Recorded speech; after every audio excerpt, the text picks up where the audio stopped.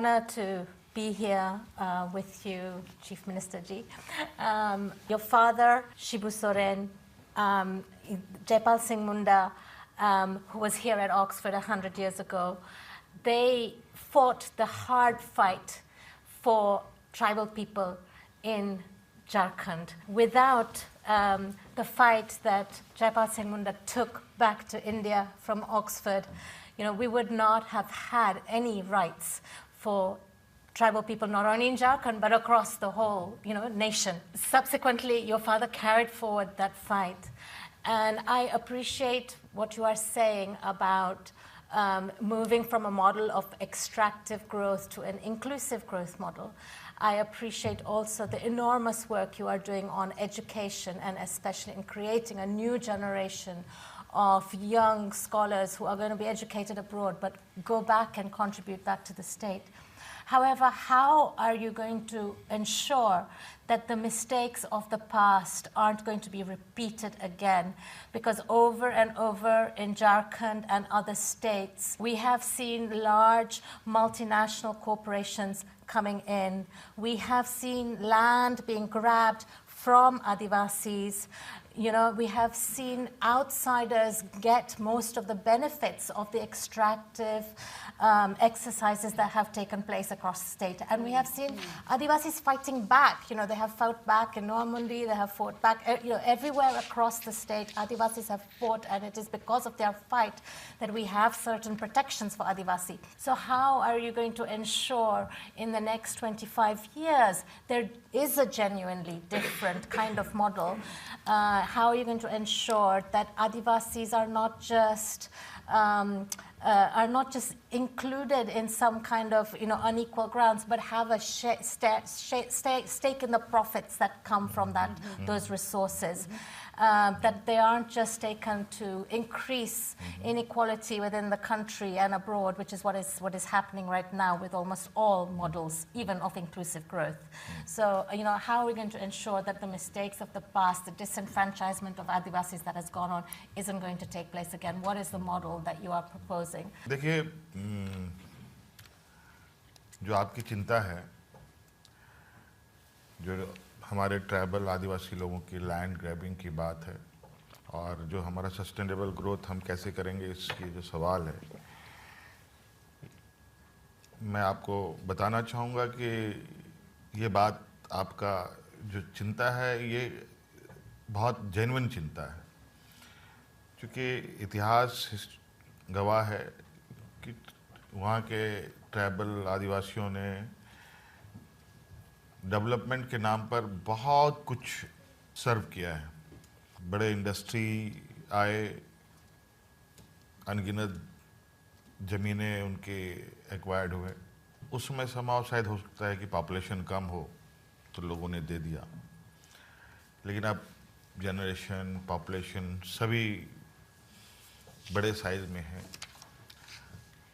हाँ, जितना वहाँ के लोगों ने डेवलपमेंट को सपोर्ट किया, उसका कहीं ना कहीं एक बेनिफिट जो उनके पास आना चाहिए था वो नहीं आया, और ये चिंता डेफिनेटली है लोगों का।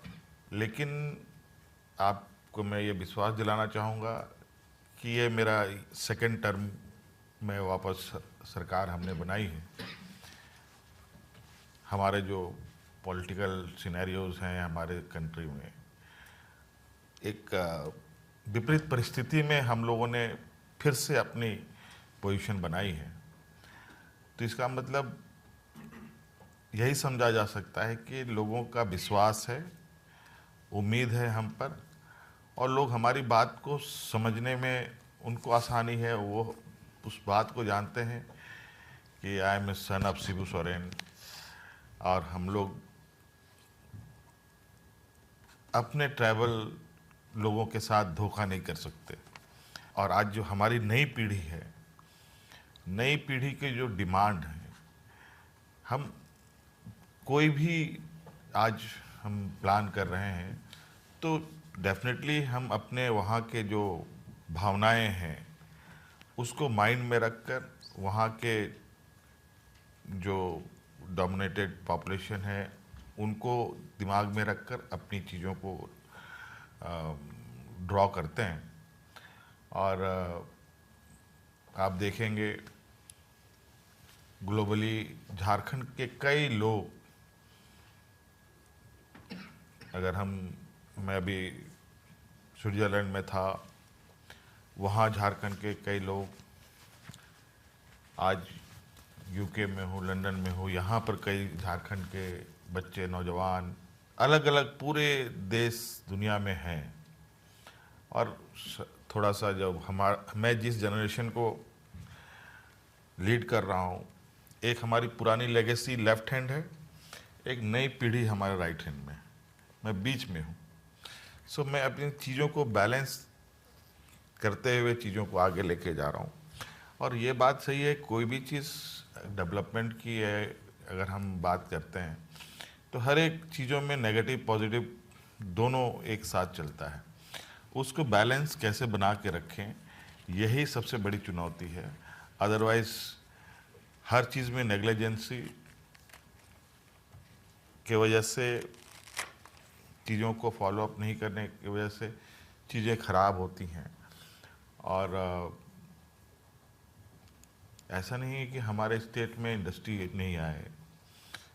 Asia's biggest industry steel plant SAIL हम लोग के स्टेट में आया। HSC जैसे मदर इंडस्ट्री हमारे स्टेट में आया फर्स्ट। सारे स्टील इंडस्ट्री हमारे स्टेट से ही स्टार्ट हुआ।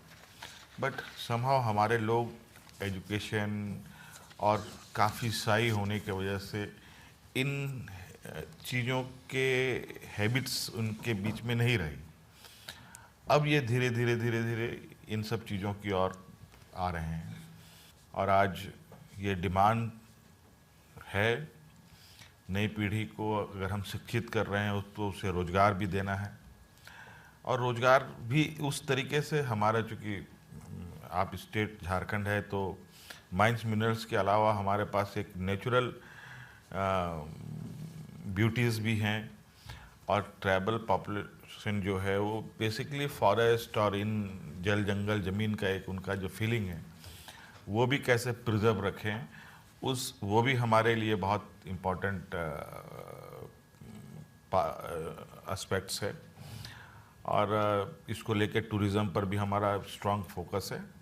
हमारे बच्चे आज, जो गांव के बच्चे हैं, आज स्पोर्ट्स में काफ़ी एग्रेसिव आगे बढ़ रहे हैं।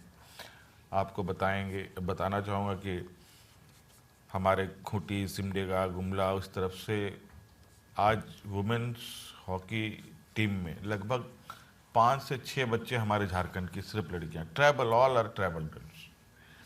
और उनके पास खाने का एक वक्त का खाना नहीं मिलता है उनको। और आज वर्ल्ड वाइड वो एक चैम्पियन बन के आ रही हैं।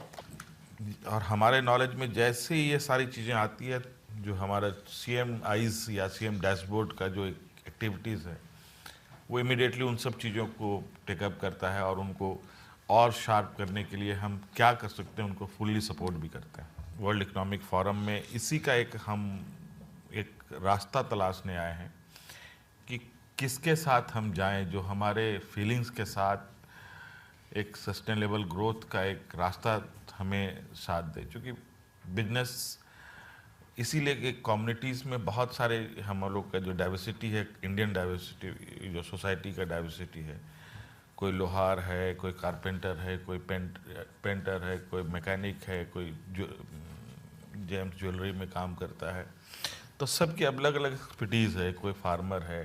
ट्राइबल कम्युनिटी की वो कैपेसिटी नहीं है कि they run power plant, they run steel plant,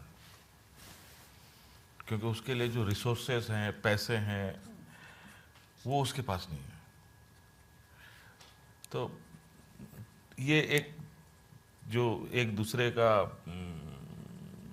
जो एक पूरक हैं, एक मैन्युफैक्चरर और जो या प्रोड्यूसर कहें, और जो बायर्स हैं, इन दोनों का जो एक ये है, वो एक दूसरे के पूरक हैं। ये दोनों साथ ही चलेंगे। अगर कोई सामान बनता है तो उसका परचेजर भी होगा, अगर परचेजर नहीं होगा तो सामान भी नहीं बनेगा।